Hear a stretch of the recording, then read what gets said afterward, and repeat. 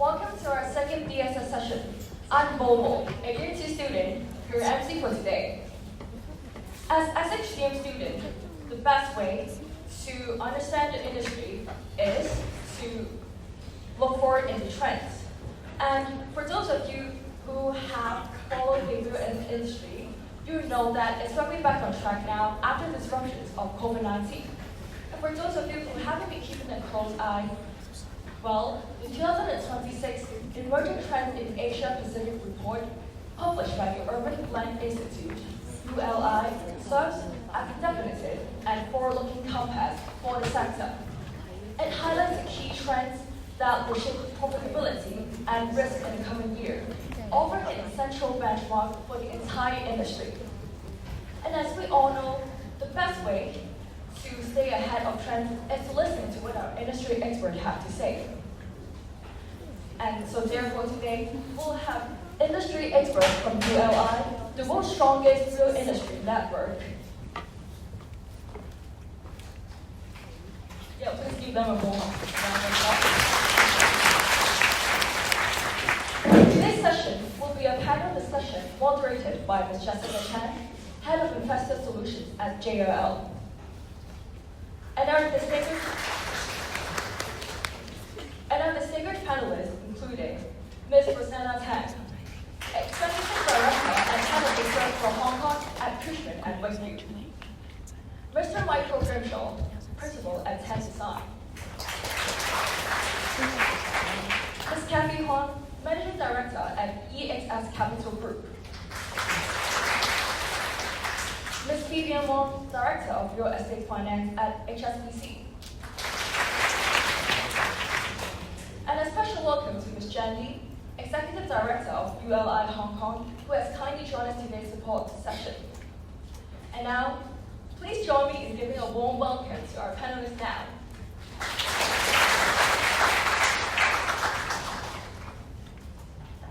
Can you hear me? Okay, perfect. Thank you, everyone. I'm going to put this to my lapel. Thank you, everybody, for coming today to hear about, I guess, our experience and our thoughts on some of the emerging trends happening in Asia-Pacific real estate. I am Jessica Chan. I am also the co-head of the Education Committee as part of the Urban Land Institute. So as part of my role is to not just connect with clients and professionals, but my actual, my side job, or what I actually care a lot about, is connecting with students and ensuring that students in the future of real estate is prepared for what you're about to encounter after graduation, whether it's at the master's level or at the undergraduate level. And from what I remember going to university a very long time ago, what I learned in the classroom provided a great foundation to then go out and actually learn what the real estate world day to day is all about. Because there's so many roles and individuals and contributors to what all of us do. And we curated today's panel of very senior experts to talk about what they see in their field of line of work, but also give you a view of what they do day to day and a little bit about their career path. I want to firstly thank the CUHK teaching staff and administration staff for hosting us today. Thank you very much. It's an honor to speak to the CUHK classroom. And my name is Jessica. I'll describe my career at the end, but we'll start with a self-introduction by each of our panelists. A little bit different. They're going to talk about what they studied in university and how they got to where they are today, and what they do as their day job, to give you a preview of the different roles out there in real estate post-graduation, and then we'll get into our chat. Firstly, Vivian. Thank you very much, Jess. My name is Vivian. I first did law. Actually, I wasn't in real estate in the past. So I did my law degree in the UK. I practiced as a lawyer for a couple of years, both in London and in Hong Kong. And at one point in time, my client, who was at that time heading up the real estate team in BNP Paribas, moved to HSBC to start up a new team. And he thought he needed a lawyer in this team. So to sweeten the deal, he asked me, do I want to join him and do I want to change industries and become a banker?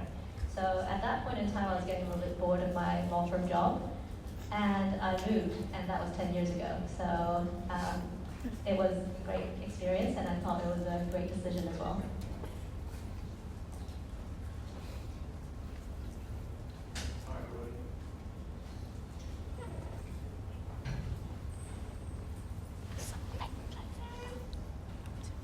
Hello. Hi, I'm Michael Grimshaw, probably to most panel members. I'm an architect. I studied in the UK at Cambridge University, graduating what seems like a long time ago, more than 30 years ago. I've been in Hong Kong for nearly 30 years, so most of my career, in fact, majority of my career has been here. I worked a little bit in the UK when I finished, but obviously the industry was a little bit difficult, construction industry at the time. I moved to France for 5 years where I worked on some of the grand projets of Mitterrand at the time. And then since then I've been in Hong Kong working across multiple sectors, different countries and different project types. I think like you guys in your career, architecture is a long profession in terms of studying, and obviously you need a passion for what you do, which is obviously why we're still here, and a pleasure to come and talk to you today to share some insights from an architect's point of view. Hi everyone, I'm Kathy. Nice to meet you all. One comment is that actually I also did my study in the UK, and and I worked a little bit after graduation, but I did statistics with my degree, and I work in an investment bank, but actually starting from the hedge fund side, not really a real estate. And over the years of career, so I sort of move from the hedge fund side to which is on the trading side, to the investment side, more private equity. And with EXS, I joined EXS in 2014, maybe before you were born. That's 12 years ago. And because EXS is specialized in private equity investments in the real estate sector, so that's what I have been working on. Private equity business is very complicated, interesting, but as if I can quote Michael again, it's like it's really you need to love what you do, passionate about it. So yeah, I'm still here today, and it's a great honor to be here today. Thank you. Hi, morning everyone. I'm Rosanna Tang, Head of Research for Cushman & Wakefield. So I mainly cover the Hong Kong real estate market for different sectors. So my journey actually is slightly different from the other panelists. So I didn't study in the UK. I was born and raised in Hong Kong, but I studied my undergraduate degree in Beijing, in Peking University, which is entirely did in Mandarin, which is a headache at start, but it's a very transferable experience after all. And then so my major was actually not in real estate. I studied in political science and double degree in sociology, which is entirely nothing related to real estate. But how did I discover this or started this real estate journey is that during the year 3, everyone got a chance to do the internship. So that year I chose to do AO internship in the government in Hong Kong. And then I find out, oh no, I actually didn't like to work in the government at all because it's too boring. And I personally prefer to try my career in the back in the private sector. And that's why the first job interview that I got when I come back to Hong Kong was JLL real estate analyst job. And that's how I entered into this field. And of course, the keywords that has been mentioned by the panelists all along is the passion that you have to hold to carry you along this career journey, because without your interest in doing such a job, it's very hard to hold. Like, I have been on this career path for almost like 20 years now. So you have to find all the ways. Everybody is different, but I think through your journey, through your experience, through your working career started, you will eventually find out what you like and what you doesn't like, and then eventually you can explore for your own path. Thank you. I will conclude So my name is Jessica. I studied architecture in the US in my undergraduate days a long time ago. So I started as an architect, which is very different to what I do today. As you can hear from all of us, we all successfully have done career pivots or career evolutions of what we had started with to what we are doing today. And I can pretty much guarantee that all of us in about 5 years' time will be doing something else as well, even though it's adjacent. I studied architecture and I was not very good at design. I recognized that at the onset, but I really liked working in the field of buildings and seeing physical infrastructure come out of the ground and being able to drive by or walk by buildings or infrastructure that you can sort of point to or that you have an emotional tie to because you contributed time and effort into that project. So I moved into construction and I worked in project management, construction project management for over a decade. So my background is an understanding of how to put teams together, how to put projects together with what you need, managing risk, managing money, and also managing time, which is actually very important. And at the end of the day, for all developers, investors, and everybody in real estate, time is money. I'm sure all of you have heard that phrase before, like anything. Afterwards, I worked for JLL all over the world, and now I head up Investor Solutions for Hong Kong, which is a very unique role. It essentially is a combination of internal project management of a lot of our company's initiatives, as well as outward-facing client management with new clients that we do not cover and new sectors that are just beginning to emerge in Hong Kong. I strictly cover the Hong Kong market. I moved from local to regional, back to local. So I have a broader understanding of how to manage people as well as time zones in my day-to-day. So it's very strategic, but anytime somebody says the word strategy, it's just a very fancy word for plan. So as long as you make plans correctly, your careers actually can blossom, but you need to be strategic about every move you make at the onset. And your first great move is taking this course at CUHK, and the next great move will be your first role after you graduate, either at the end of your bachelor's or master's or so forth. So our main message here at the beginning is to keep an open mind. There's no one job role. We all did not know we were going to do this when we graduated, and all is honestly keep learning, because why I enjoy doing these panels with experts as my friends is that I love learning from them, and it's take every opportunity to learn as much as you can, because you never know when your next job will come from. So today, my job is to manage today's conversation between 4 experts across 10 different emerging trends that ULI has identified in Asia Pacific. We understand that this will be very, very high level for all of you, because this goes very deep, and the purpose of this report is for industry analysts, bankers, lawyers, and investors to get a view of where their next move will be, or to validate the moves that they've already made. So take that with a grain of salt. If you don't understand something, come talk to us afterwards to ask, or look it up on GPT or DeepSeek. All of us have access to this, something that we did not have access to when we went to university. So it's more critical to stay ahead of what you think is next, and don't be afraid to get in front of it, because with the market as we know graduating, it's quite competitive, more so than ever, I think, and you have to make yourself stand out. So, with my 4 experts in hand, the first talk is about doubling down on developed markets. Basically, if I were to make this in layman's terms, it's where do we think as investors we should put more money, time, and effort into, and where is the opportunities that maybe have gone past us?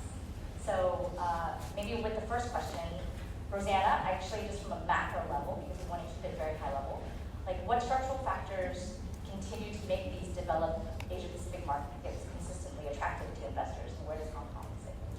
Well, I think there's a couple of reasons. First of all, of course, it's talking about, well, investment, right? So when investor invests in something, all the high priority that they care is about growth. So if we look into the growth around the world, and usually, of course, real estate growth will also very tie into the economic growth, GDP growth, different regional growth. So if we look around the world, the latest IMF figures actually shows that the recent global economic growth, actually 60% is coming from Asia Pacific, and then another maybe 10% from Europe, 10% from the US, talking about the growth. So it seems like the growth engine in the recent years will still seems to be driving alongside the APEC region overall. And another reason, I think, is also because of the recent, of course, geopolitical tension. Maybe there are some tensions over the Middle East, over the US side. So going forward, whether some of the investors, they may rethink of their investment strategy, the allocation of their capital, where to put their capital so as to make the investment a safe haven. It seems like APAC would be one of the good choice for them as well. So I think, yeah, that's basically the key concerns. Okay. Pivoting to Kathy. Kathy, working in private equity, maybe just a snippet of what private equity looks for and what private equity is, and how do you balance your allocation between these very, very stable markets like Tokyo, like stable markets like Tokyo versus higher growth emerging markets? Sure. So I think just as a background, right, EXS is a private equity fund manager focused on real estate sector. So we do private equity investment like how you normally see a typical company. They would invest into consumer company, for example, Hotmart, like everyone else, right? So that's the consumer side. So we do similar private equity investment to support these operating real estate related businesses. So these days we have been more focused on hostel operator that we invest into Asia's largest hostel operator. The target audience is all of you here. Backpackers, if you would like to explore, that's where you normally would go. And we also invest into the world's largest music studio operator, targeting like specialized musicians who wants to play and practice. So this is a kind of a background. We invest into the businesses.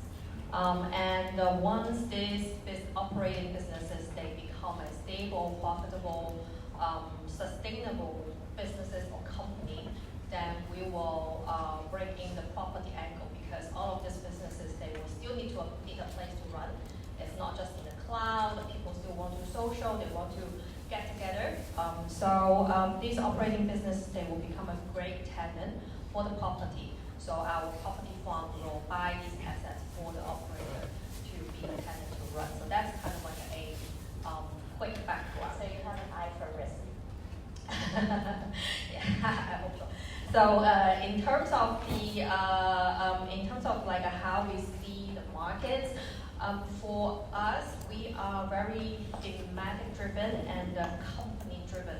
So this is really depends on our partner or the management team that we believe in and how they would like to drive their businesses. So I think this obviously now, because Asia is a very different market across the country, because like Southeast Asia, China, Korea, Japan, Australia, like every country has a very different play. So normally we will see if the businesses have the feature that they can scale at least in the regional wise or otherwise the worldwide. I think that's number one. But then this comes to like Jessica's question in terms of how to split. It really depends on where the businesses started. For example, like this hostel operator we invested in, they started in Southeast Asia, very successful. Now we are bringing them to Japan because this sector, they don't have that much competition. So I think the market makes sense for the company itself. So it builds into company strategy that we can explain. And comparing to the high risk, like a sort of like an emerging market that you mentioned, 12, 10, like 13 years ago, we also invest into market like Vietnam, which is very high risk.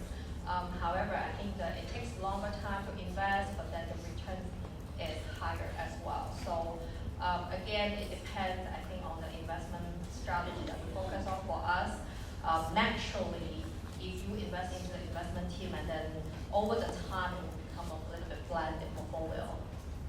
That's kind of the success share. Thank you.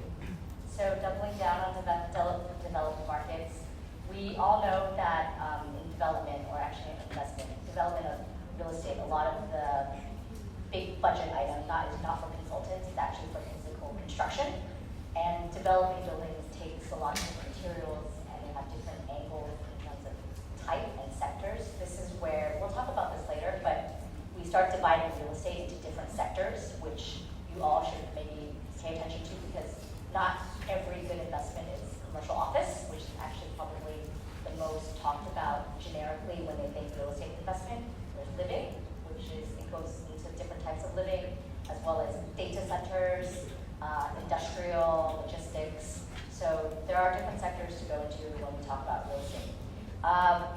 Developing this is expensive, and we know that there's been quite a heavy bout of inflation across the globe. For Michael, working as an architect and working on international projects around the world, like how are rising construction costs shaping like your clients' attitude toward like feasibility, design directions that you give them or they give you, and delivery timelines like across Asia, and maybe a little bit of the types of projects you're working on. Yeah, I mean, I think money is everything, and cost drives everything. I think as an architect, sometimes we always have the luxury, perhaps, of good markets where we can design freely. Time isn't constrained, and perhaps construction cost isn't constrained. And certainly in Hong Kong, our projects span all Southeast Asia, we're in the Middle East, and we're moving towards India, we're in Europe and the US, so we can see across all global markets what the impact is at the moment, particularly with the current geopolitics at the moment. The US is not doing too great. Europe is a little bit flat, and actually in this part of the world we're quite fortunate that the markets are quite buoyant. But even between, for example, China and Vietnam, we're very busy there. But as an architect, it's quite a difficult market. The fees are low, construction costs are low. Therefore, there is a necessity to design efficiently and obviously ensure that the costs are being managed or met.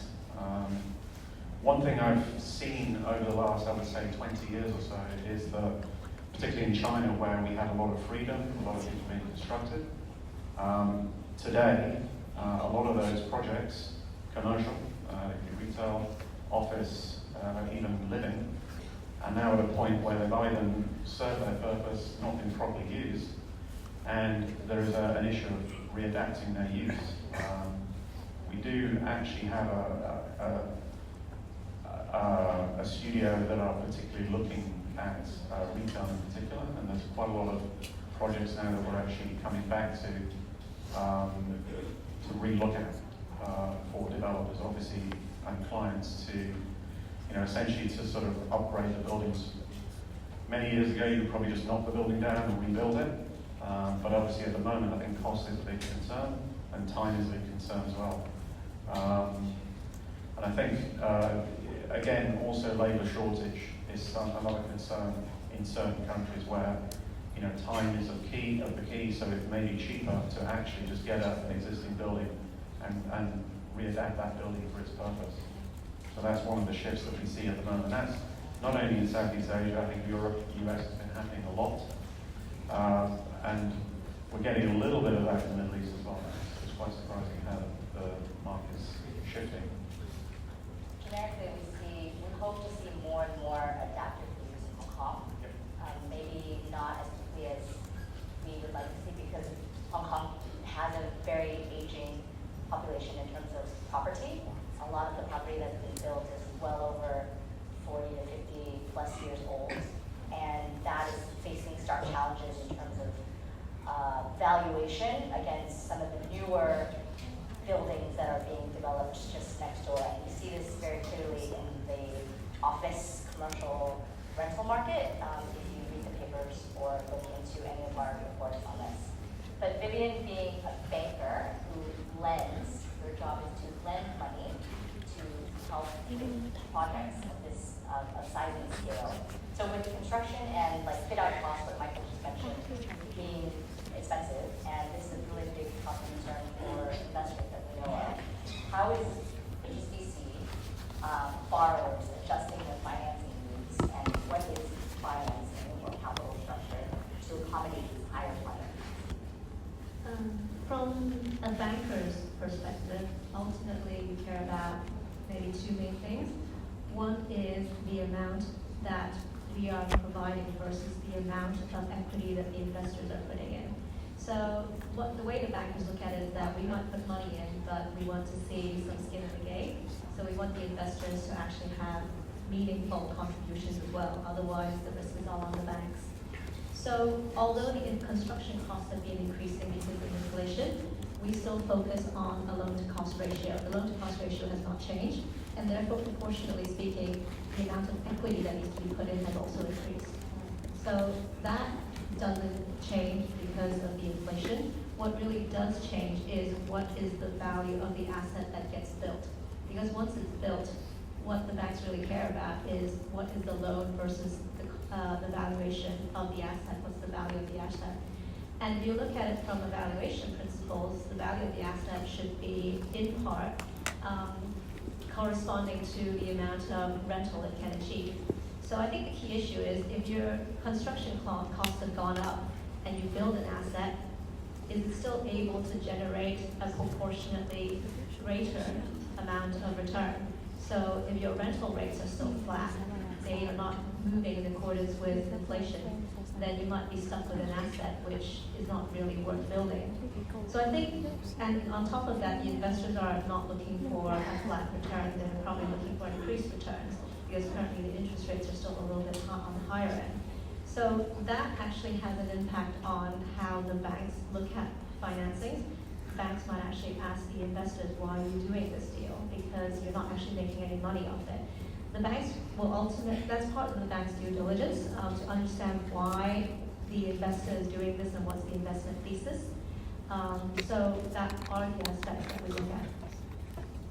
And bringing that actually back to Hong Kong with investing in Hong Kong and fitting out Hong Kong and renovating Hong Kong for the future.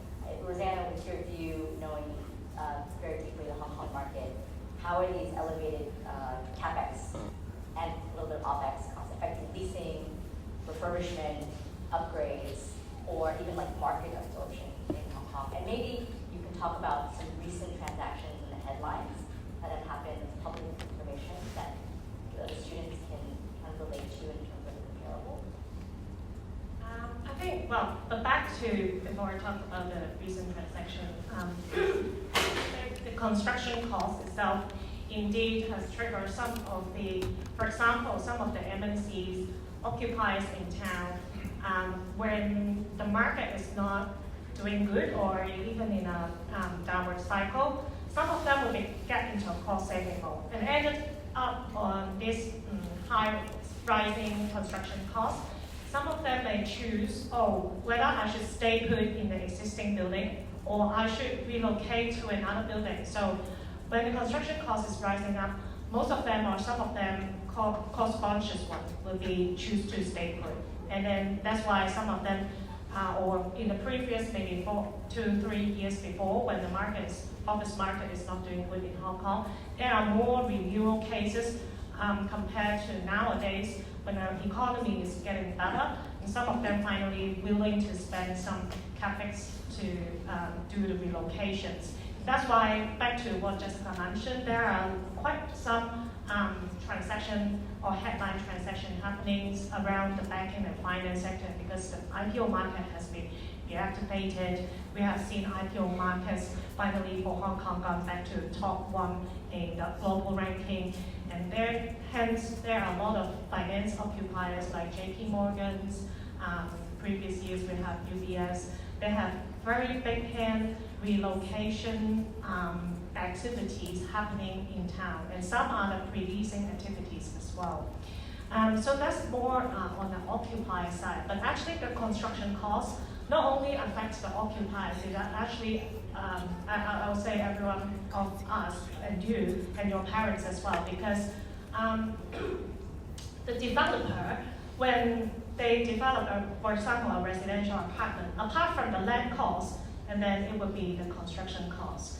And then they will mark up a certain margin before they sell it into the market. So you can imagine land cost is something, and then the construction cost, that part, if they have jumped up, say 15%, either the buyer will have to absorb it, or the developer themselves, they have to cut back their margin, or the developer themselves, they have to absorb it. So either the price of that residential units may have to go up, unfortunately, and then it will eventually be absorbed by the end users and buyers, and hence all of us.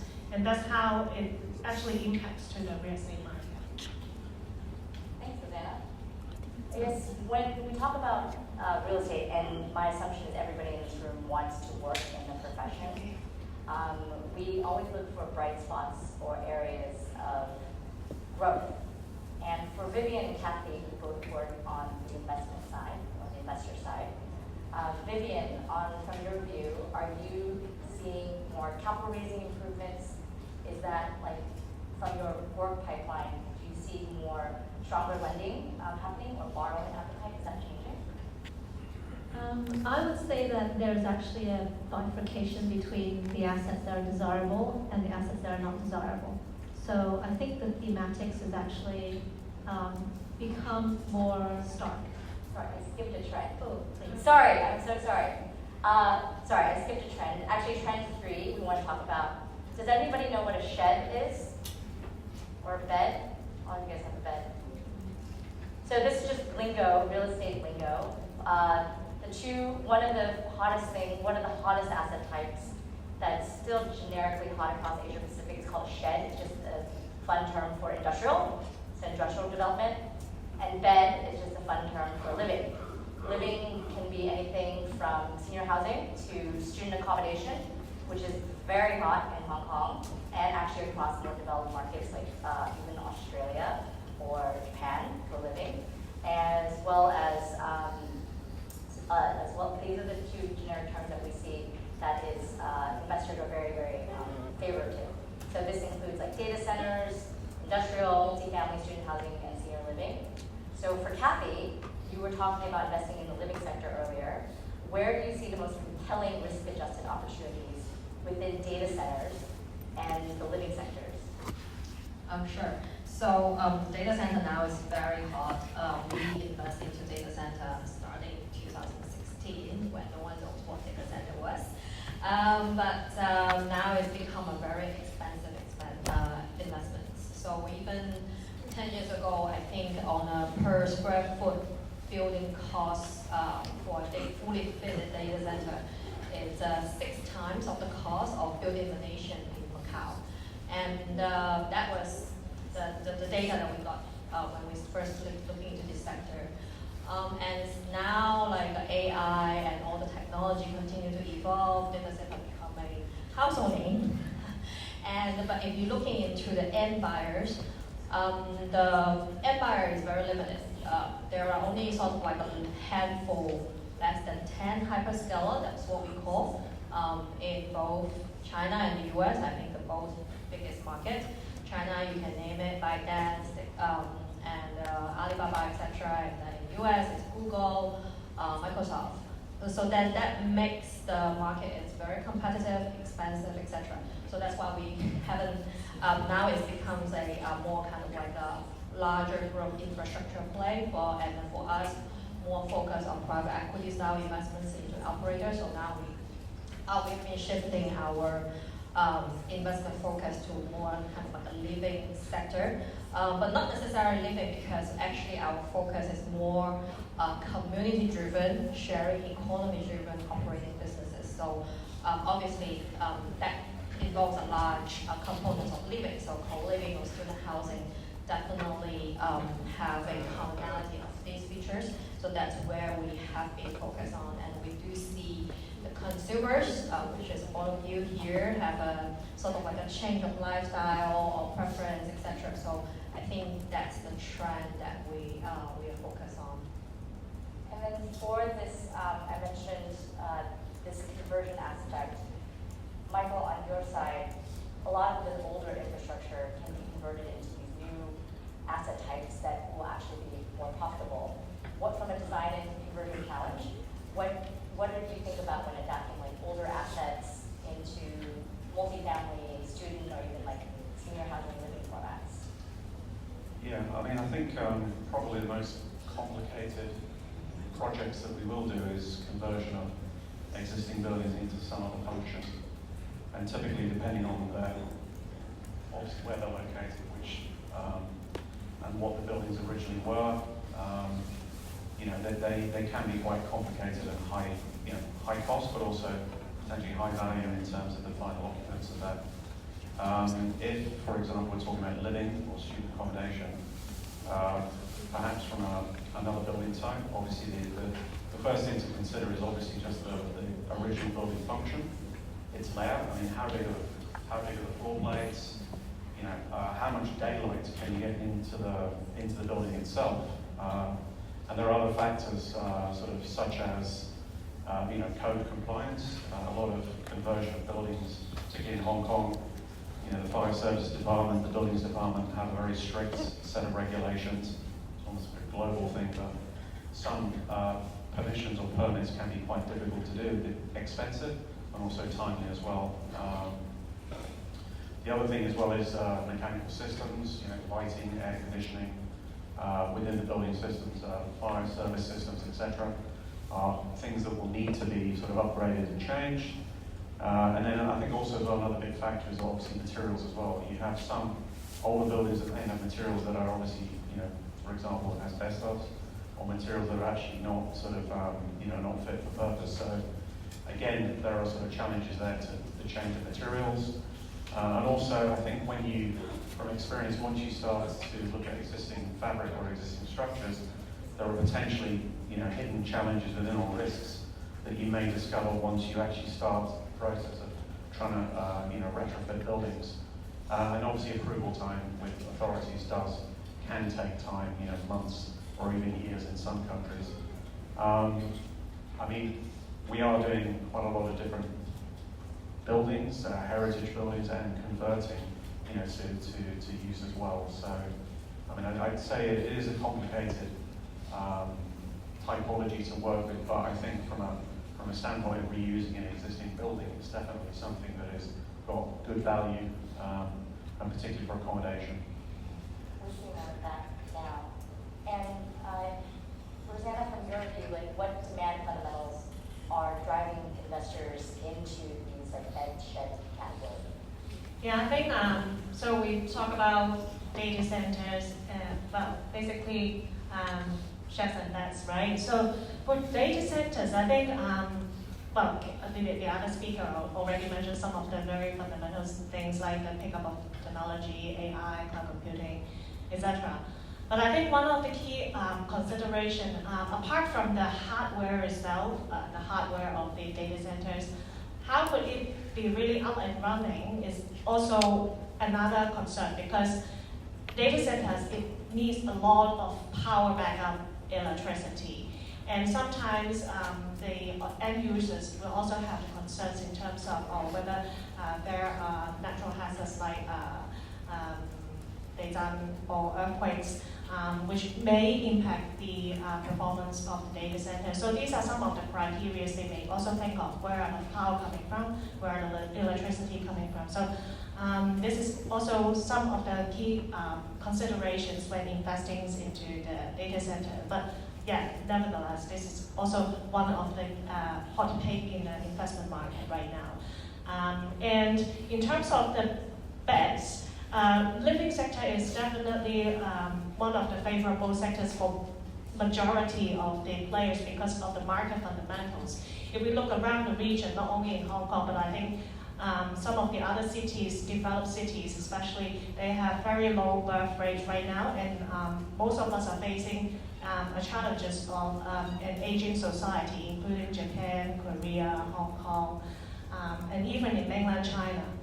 So currently, senior housing is definitely expected to be in demand in the coming decades. And at the same time, back to us in Hong Kong, we do see a very significant interest or pick up in interest in student housing and student hostels. I'm sure it also related to all of you.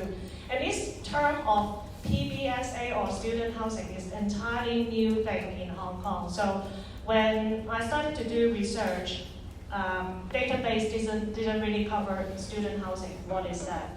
It didn't really happen until maybe 2022, 2023, when we started to see institutional investor purchase into Hong Kong market, and they do a conversion from hotel to en-bloc student accommodation. And that marks the start of this kind of student accommodations in Hong Kong. And of course, the fundamentals always back to the policy itself, which the government actually, in the recent years, not only they try to promote the travel talent scheme, but they also promote study in Hong Kong, which try to draw different talents and non-local students, maybe some of you are one of them, of course, come to Hong Kong and study here and continue to work in Hong Kong. And this number of non-local students has doubled up in the past couple of years. And I think the latest statistics is talking about almost 90,000 of non-local students in Hong Kong. And we also did a report on that to try to calculate out actually how much or how many student beds here in Hong Kong is only talking about 45,000 beds. So you could imagine a huge amount of non-local students when they can't really find a bed inside the campus. What would they do? They either lease in the private residential market, hence we have rising rental index and rising rental price in Hong Kong.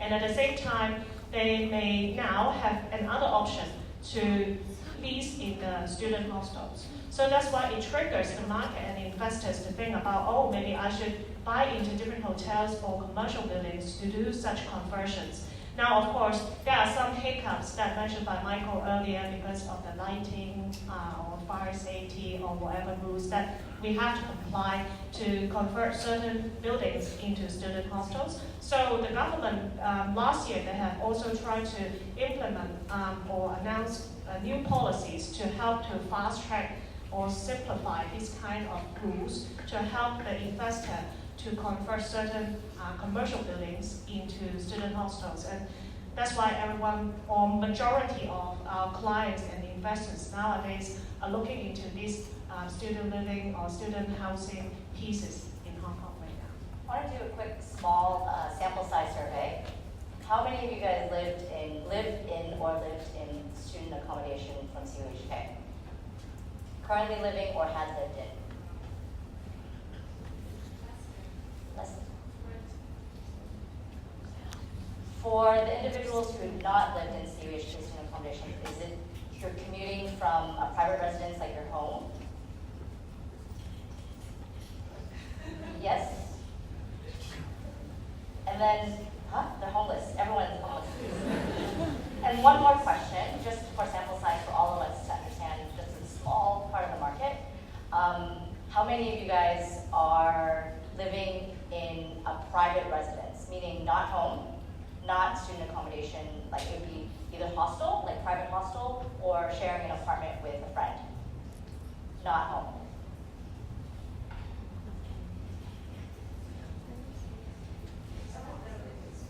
Some of them live in space.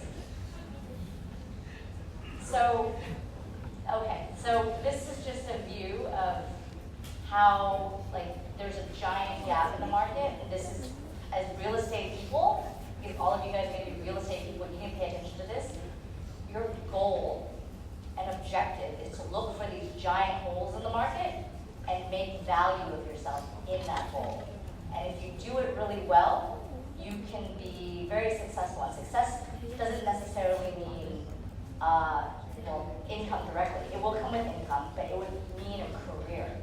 It would mean something that you can be an expert in, talk about, as well as do the next thing we talk about is fundraising, capital raising, which is finding finding people to believe in you and give you money to do the thing or the idea that you want to do, which is what we call capital raising, which is a fancy word for fundraising. So Vivian, as a banker, we want to talk about from HSBC, are you seeing capital raising improvements from some of your clients? And does that mean is there a stronger lending pipeline or borrower appetite heading into like this year, next year? I think in terms of capital raising activities, there has always been capital raising activities. I think it's because the investment thesis has changed.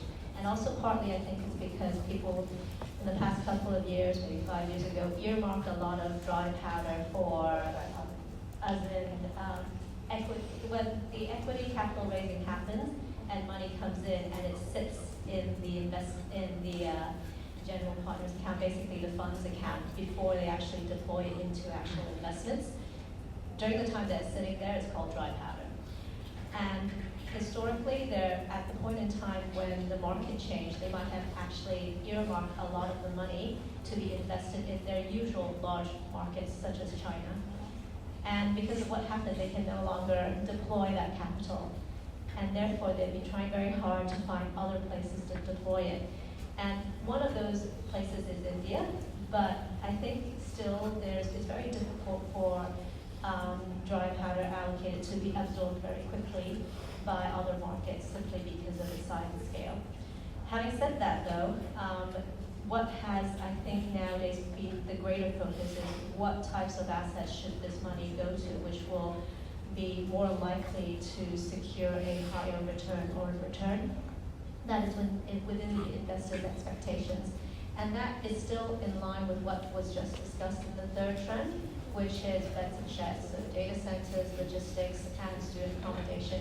And I also want to make a point that, especially with student accommodations, half of the expertise of the research is actually in the room. So when I was looking at a student accommodation financing opportunity, I actually went up and asked the management trainees in my team, asked them, like, what operators do you or your community like? What locations do you find convenient? And what facilities do you need? So just going back to Jessica's point about value add, sometimes people assume that the expertise is with people that have been in the industry for a long time. It depends on the asset. So if this asset that is now becoming more popular and the focus of attention is student accommodation, the expertise actually comes from people in the room. So when I am working with my juniors, I sort of expect them to have a view, because I do know that they will have a view because they needed to do their research and they will have a preference as to which operators and which location they like. And that actually added a great deal of value to the time when we were trying to put together a financing package and go to our risk committee to get approval to actually make that financing available for our clients.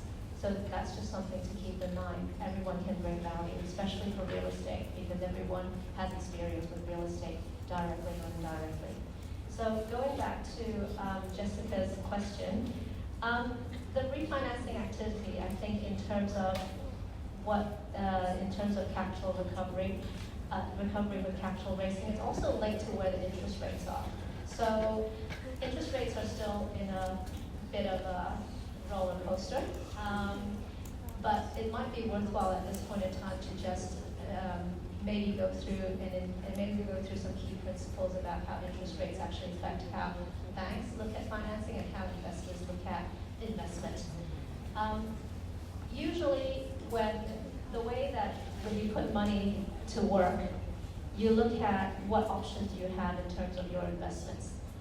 If the bank is giving you 5% in terms of fixed deposit rates, the likelihood of you putting capital to work in a building that only generates 3% returns is relatively low.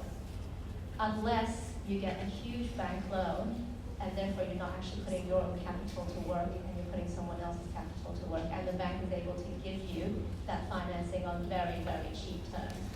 That's key to understanding how Investment works. So ultimately, because it might also be worth just sharing a little bit, about 2 years ago, there was a bit of a lull in the financing side because everyone was trying to wait and see what happens in the market.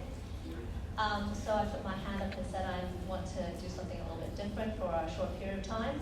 So at that point in time, my line manager said to me, well, the debt recovery team is struggling a little bit with their workload, so do you want to go and try to get some money back for the bank?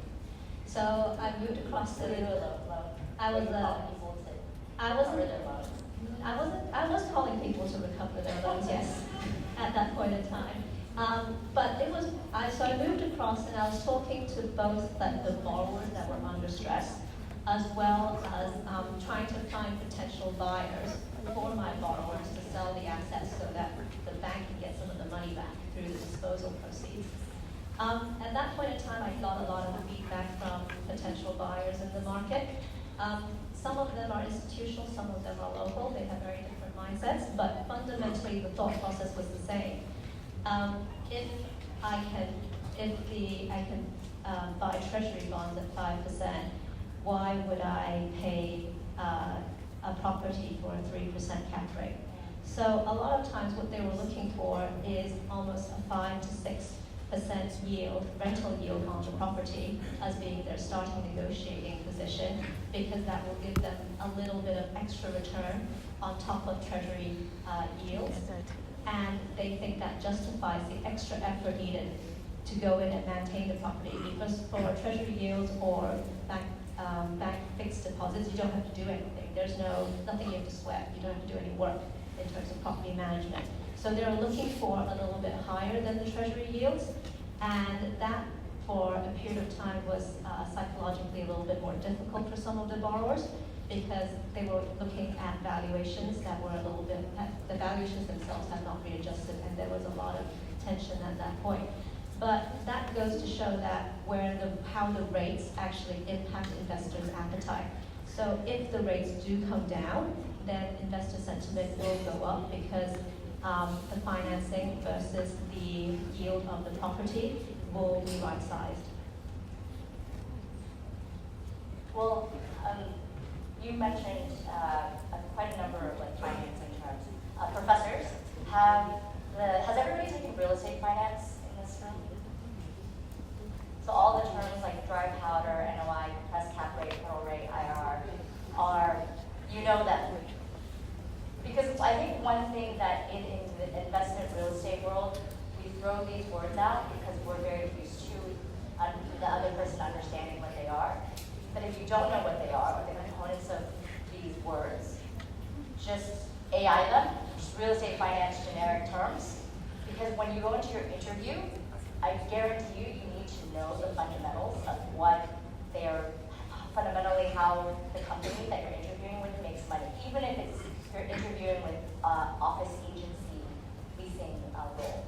Because that role actually plays into the cash flow of the valuation of the building overall. So every role in a real estate company, every role here has a role within the real estate life cycle.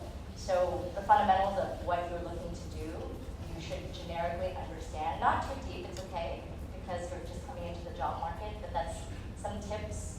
Because I've been interviewing a lot of fresh grads to Jeff for our company, and I think all of us also interviewing and met with interns.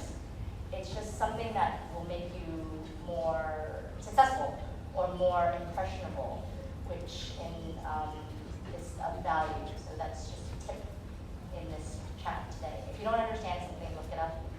The resources are there. But we want to talk about. I thought it might be just worth saying that I think sometimes people think that real estate is incredibly complicated. It is, but I think real estate is a little bit like education. Everyone is entitled to an opinion, and everyone's opinions count. Because you will have personal experience with real estate just like you have personal experience with education. So you will have an opinion as to what is a good property and what is a not so good property. Just like you will have an opinion as to what is a good course and what is maybe not so good a course. So I think it is quite important for interviewees to actually be willing to express their opinion, because they need to believe that their opinion counts, because the interviewer does believe that your opinion counts. Agreed. And do do your research on the person you're about to interview with, most managers or senior managers or directors will have a profile generically online, even if it's very, very brief, to get a view. And you just covered lower interest rates are boosting sentiment, but maybe Kathy, with your macro view, why is Japan, like from a Bank of Japan, why is Japan continuing to attract like a disproportionate share of like global and regional capital with this interest rate in mind?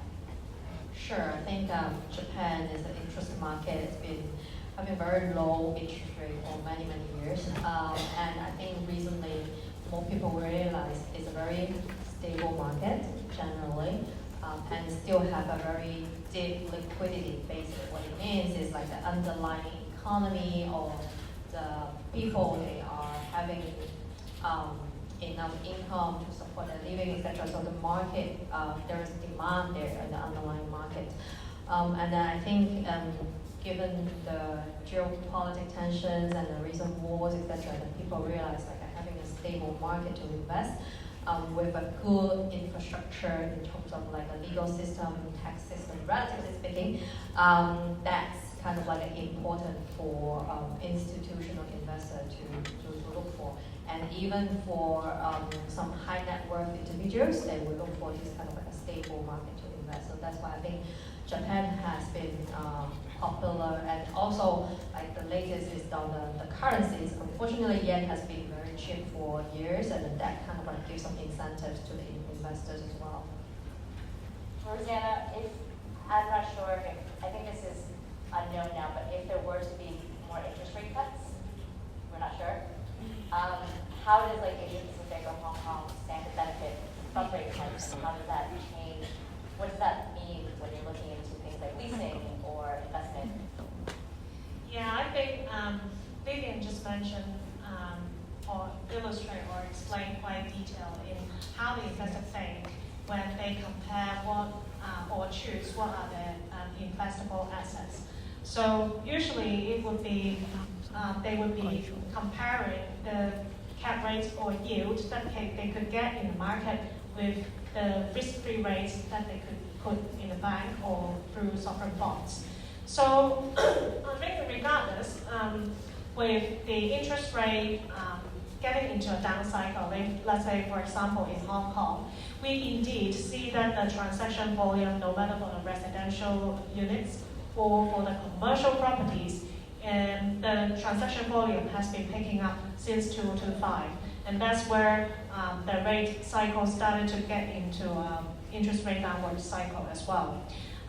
Why would this be relevant to, of course, for investors, they need to calculate the money, but even for the individuals, just as every one of us, we either choose, for example, in the residential market, we either choose to lease in the market, which we pay monthly rent, or we choose to buy the residential apartment, which we pay every month mortgage loans, right?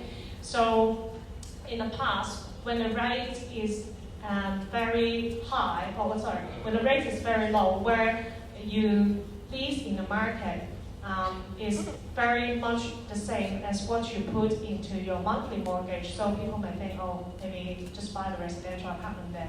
And especially when the yield is doing relatively good back then, why don't I just buy in the market? But when the interest rate rise, then your mortgage burden will also increase on a monthly basis. Then you start to rethink, oh, maybe it's cheaper for me to lease an apartment. But because nowadays, if I pay the mortgage every month, I have to top up another extra, I don't know, 2,000 or 3,000 per month because of the interest rate rise. And that makes the decision making will be different because of this thinking.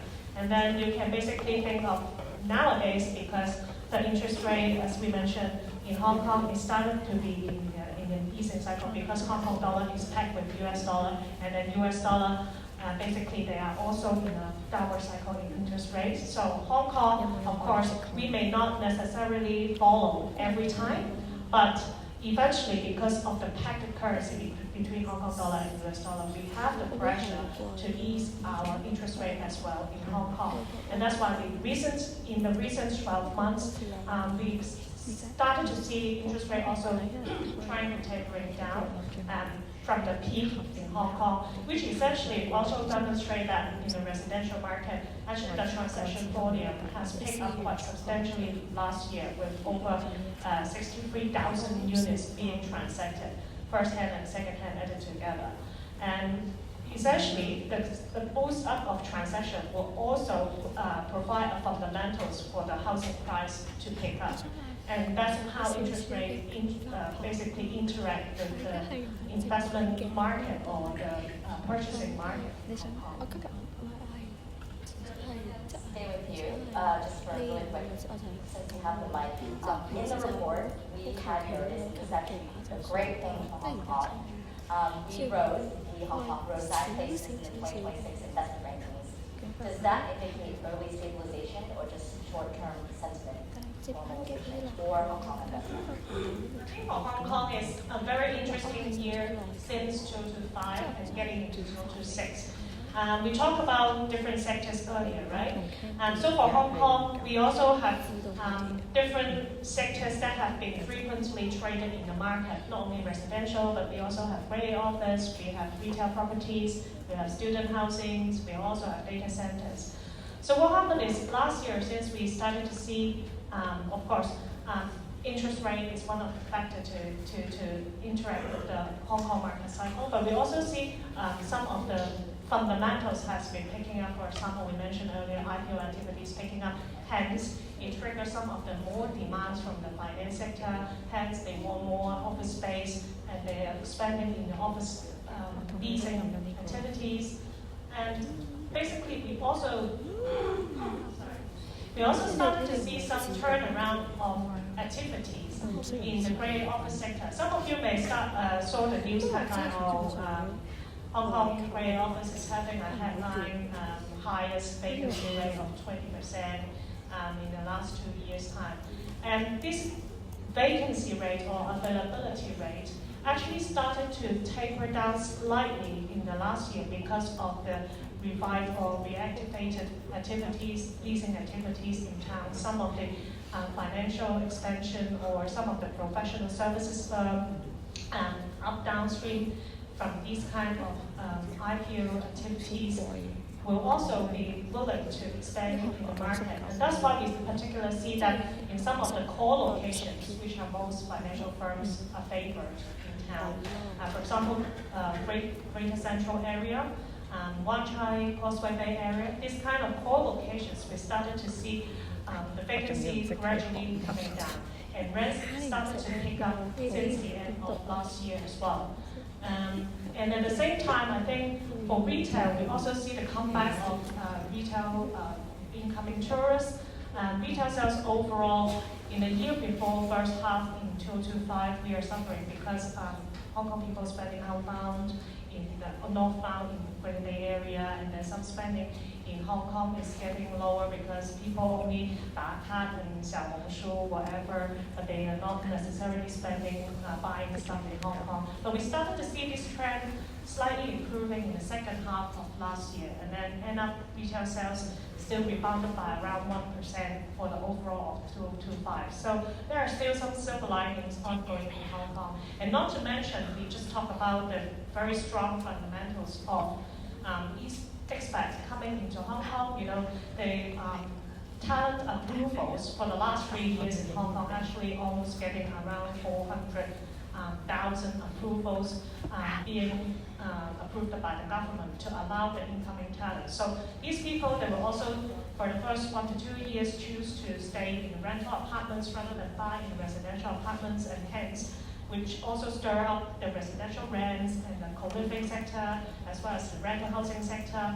So, and this also coupled with also the trend we talked about, the non-local student number that we talked about earlier. All these kind of things also supported the overall rental housing or living sector, residential sector, very solid in the meantime. So we talk about stress outside Greater China, and Kathy, as a investor, one area that many people invest in is distressed, and this is very focused in this region. With less distress generically across Asia, less available, how are companies like yours finding opportunities that still meet their threshold? Is it a big value add, or is it? I would say just generally under the capital market, you just have to work harder for a short answer. Sure. Yes, but then I think a longer explanation, I think is really down to the investor or the fund manager's approach. For us, we are very hands-on, and yeah, we're just working with the management team with hand and gloves, just like really come through the business and to see where it can improve. I think for private equity investments into real estate related businesses, I think improving operations is kind of like one key phase we will go in, and then afterwards that's really kind of like you can see where, as you just mentioned earlier, you need to find the holes to fill in. That's how you can improve the businesses and build value for a long time. So that's kind of like a quick sharing. So many of us are actually using AI as a new concept, not even a new concept, but it's more integrated day to day into our individual workflows, either as working individuals, professors, administration, or students like yourself. I think you have an edge in learning to prompt as well as develop an AI platforms to fit your day to day. You have a head start over us. I think all of us are just catching up. But AI is not something that is going to be left out of the real estate development field. We see this across all types of adoption in my day-to-day, our day-to-day, from leasing to banking, underwriting, operations, and asset management. Of course, AI platforms are built specifically for my company, HSBC, Penn Design, music.s, and Cushman, because we have a lot of proprietary data, so it's all ring-fenced internally within our organization to hold information in. But the beauty of this is we can get information from the outside to help us develop the business proposition that we have, that we want to offer to clients, investors, developers, and you. For Michael, for the development process, how are you integrating what we call artificial intelligence into things like design workflows, modeling, project management, or building performance analysis? And how is this maybe helping the investor or the building owner at the end of the day?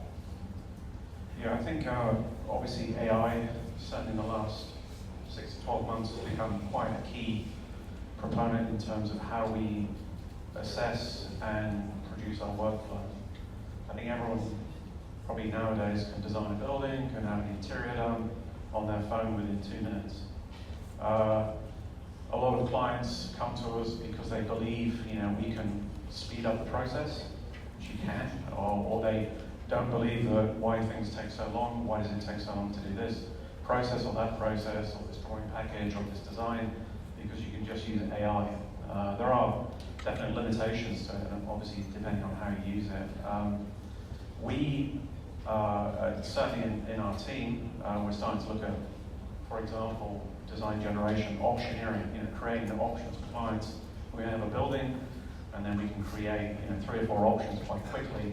It helps us definitely internally kind of assess and judge much quicker than we were able to do in the past. It just means then we can evaluate the options much quicker, and then hopefully put better value judge options in front of clients, and whether that's what the building looks like, planning layouts, etc., which I'm sure all my colleagues here will probably have experienced as well. I think just in terms of the actual process itself, when we get to construction, or at least the documentation of that, when we make the drawings before it's constructed, AI helps us cross-check code compliance, safety issues, building regulations. So there is a way that we can use that to help us minimize, construction flaws or things that may occur later. So definitely in that, and I'm sure you use it all the time. We all use AI all the time to sort of cross-check data, cross-check our workflow, and obviously our output as well. I think also as well, something you touched on earlier, which is about construction planning and phasing. AI will help us make better decisions depending on obviously how we prompt it, but in terms of minimizing delay, potentially making construction, sequencing and construction more efficient, and obviously how we then can sequence the works during that time, and also the tracking of that. I think also energy efficiency and sort of maintenance as well. We can use AI to assist in that process as well. I think just generally as architects, there always is a concern about, is your job going to be replaced quite quickly? I mean, I think certain aspects of it, say 30-40% of AI is useful, but obviously it depends how you use it. You can't rely on it fully at the moment, and obviously you still, certainly for us in our field, we'll still need architects, certainly in my generation. Not sure about yours, Frank, but certainly in mine. I'm just really conscious of time, so I'm going to skip a few individuals because I want to, again, allow a little bit of time at the end for questions, because it's very rare that you get professionals who are very senior in the organizations for you to ask questions from, and it can be any question, and come talk to us afterwards. So the next trend that we want to cover, I'm sure you've all heard time and time again, that sustainability is a performance driver.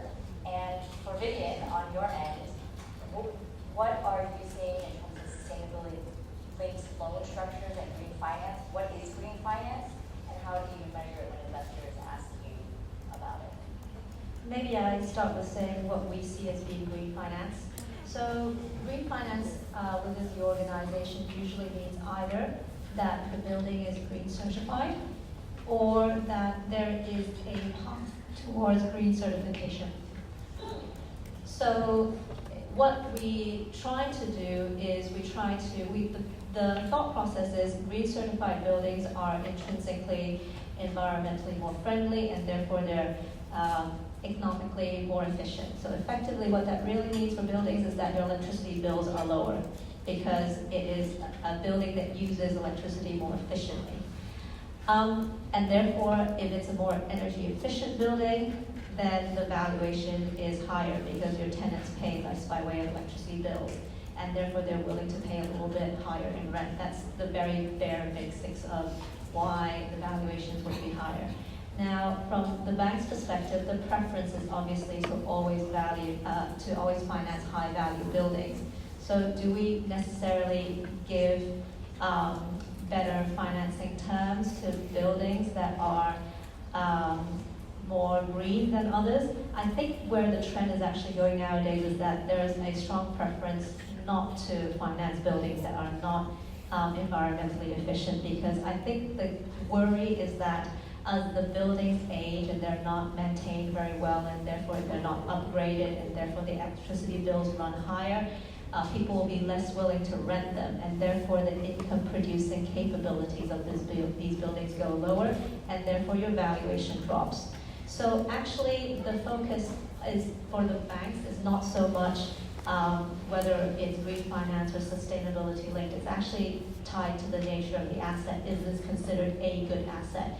We do provide sustainability linked loans, but the categorization of sustainability linked loan is sometimes more driven by the investor wanting to do sustainability linked loans. From the bank's perspective, we want high quality buildings, and it just makes sense to do green buildings because those are the ones where the valuations are likely to hold. So it's more about actually value. It's going to move at some point into value preservation rather than value enhancement. So it's not green premium, rather discount. Pretty much, yes.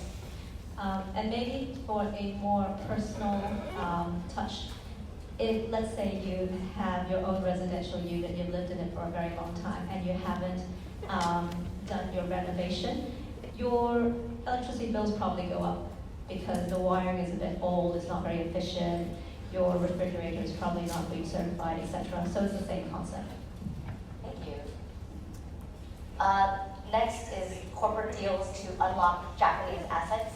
In 2 minutes, Kathy, what does this mean? Actually, of like look up Yes. into it as well. So I think it's really some of the conglomerates, they're trying to sort of like stay focused, streamline their core businesses, and trying to sort of like get the business sell to the others. That's what I've been seeing. I think, yeah, but that's not what we have been doing actually in terms of EXS, because we are very specialized in this niche path. But that's sort of the more, again, I guess the larger institutional player would do when you tap into the Japanese market. And the last trend is actually applicable to everybody in this room. How many of you want to work in China mainland? Want to go back to China mainland to work or work in China mainland? Nobody wants to work. One person wants to work in China mainland. Who wants to work? So, in our findings, as a from a macroeconomics view, we actually see a lot of silver linings in China's broader recovery in the property market. But this report was issued back in December, and a lot has changed since December to now, but we still actually stand by this statement. And all of us, from Rosanna to Vivian to Michael to Kathy. Rosanna, really quick, what do you think, amidst of oversupply and slow recovery, where do you think are the credible opportunities that your company is reporting for mainland China? The opportunity. Yes, for real estate recovery. Well, I think even though there are a lot of challenges in the mainland, but I think we still heard a lot of interest around life science, logistics park. These kind of assets that are still triggering investors' interest. Of course, meanwhile, I think majority of the capital flowing around the mainland China is still Chinese capital itself. I think for the outsider or for the overseas monies, currently, whenever they have or want to park their money within Greater China, Hong Kong may still be the first spot for them to consider because of the free flow of money, free flow of capital, talents that they can get in town, etc.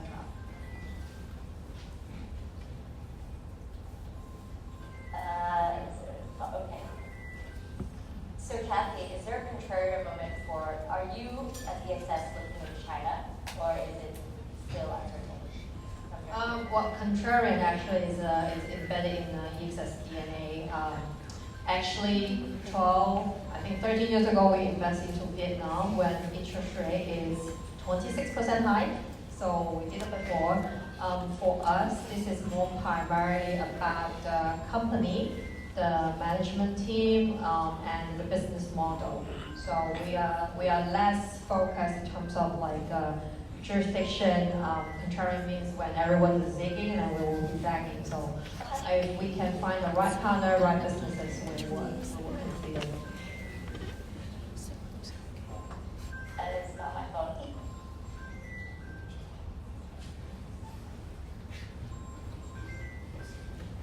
Okay, last 10 minutes. I'm gonna actually allow the last 10 minutes for questions, if that's okay, panelists, or from the professors and the students. Does anybody have any questions about any of the topics that we covered, or career related, or anything that you've seen in the headlines? Bloomberg, SCMP, Intendi, Jonathan. So obviously this report was released last end of last year. The biggest thing that happened is the Iran war, and obviously there is sentiment that like would be beneficial for the exhibit, but from my perspective, it seems like there are also serious macroeconomic issues that come with the war, and from this report it says a lot of macroeconomic conditions have provided support for the region. How do you guys see then the war impacting the region, Hong Kong specifically? Which forces outweigh which? That's a really good question. I was just talking to Rosanna about this an hour ago, and we were talking to investors yesterday at the ULI conference. Thank you for coming. Maybe Rosanna, do you want to take our people moving their investment interests outside of the Middle East? Is it still too early? What does that mean for inflation generically? Well, I think naturally, well, actually the war, I was talking to Jessica earlier, I think that is just the last row of the whole thing, because actually I think that uncertainty of geopolitical parts started when Trump started to came on stage, where the terrorists come in. There are a lot of uncertainties and some of the political or policies that he implemented, not only impacting US, but also the rest of the world. And it seems like it's getting increasing uncertainty level for around the global economics and eventually, of course, down to different countries and cities. And of course, Hong Kong is in no exception. But I think from an investment perspective, of course, some of the investors, they may choose to wait on the sideline, wait and see how this war turns out. Some of the investors, they may rethink their capital allocation strategy, whether to maybe deploy some or more capital back in the APAC side, rather than to put all eggs in the basket in the US or in the Middle East. They may rethink this strategy, but from a number perspective, we haven't really seen a huge impact in Hong Kong investment market yet.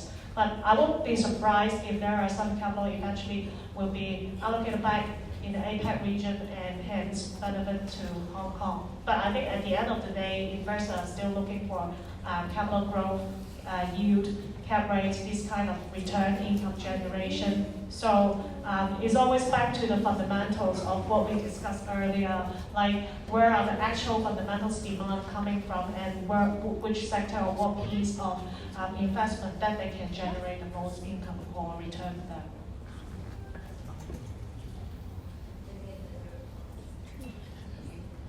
On this?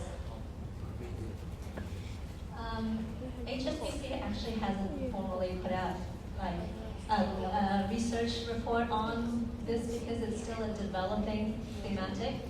But I can share something on a little bit more personal level. I grew up in the Middle East, so I was there for 8 years, and I still have family in the UAE that has been there since the 1950s. So from their perspective, it's quite interesting. What we see on the news is usually very different from how they experience it on the ground. I don't feel like they have any plans to leave at the moment. The reality is that the Middle East there has always been some conflict in the Middle East for the longest period of time. So it's really more, indeed, I agree, it's really more about investor sentiment and whether or not money outside of the Middle East will continue to flow to the Middle East. But at the same time, I think people also need to remember the other flip of the coin is that there is actually a lot of investor money coming from the Middle East. So there will still need to be deployment of capital, and therefore things will continue to change. They will also be influenced by how the interest rates move. But I think at the moment it's very difficult to say what will actually happen and what the end game is.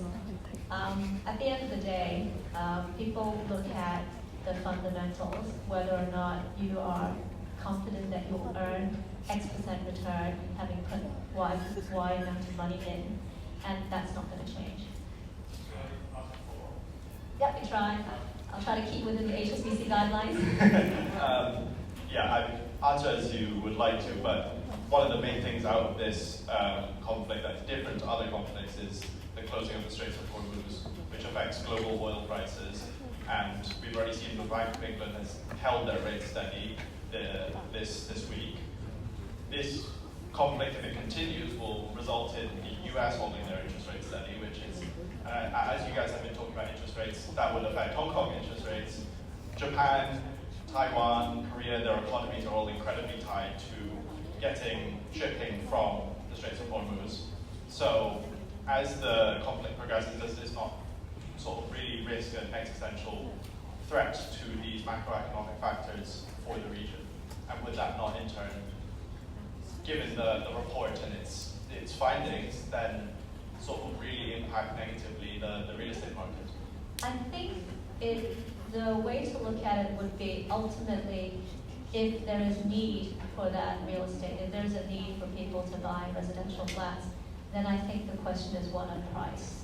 So taking reference to maybe examples in China, the real estate market is really patchy in China, but the last time when I was speaking to investors, they say they've invested money in, let's say, logistics. The banks are still financing logistics. It's just that because the rates have got so cheap, the financing only works if the financing is also cheap.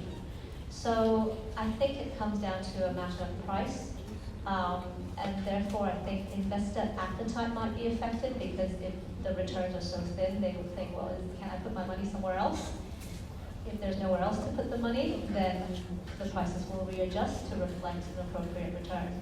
I think that's the reality of the situation. It comes down to whether or not it's an oversupply problem, or is there actual real demand for the asset, and then it becomes a point of price negotiation based on the investor's returns expectations. Thank you, Jonathan. And that makes it 11 o'clock. Bang on time. I guess this concludes today's panel discussion on what we see happening as an emerging trend, but some of these trends actually might come past. Real estate is ever changing, and the value of real estate and where we see opportunity actually shifts. Year to year, we see lately, actually past 6 months, has shifted quite significantly as well. Read the news and pay attention to activity that you think impacts, and having a wider view of what real estate is, because it is fundamentally everything that you see, feel, and touch in our day-to-day lives. If you have any questions, please reach out to us and let us know, or reach out to Gentiana and the CHK real estate team. But keep an open mind and be ready to pivot, because you never know where you'll end up. Thank you.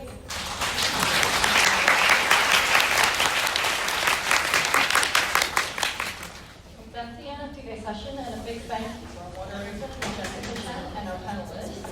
And now, may we now invite our Acting Director of the School of Hotel Tourism and Management,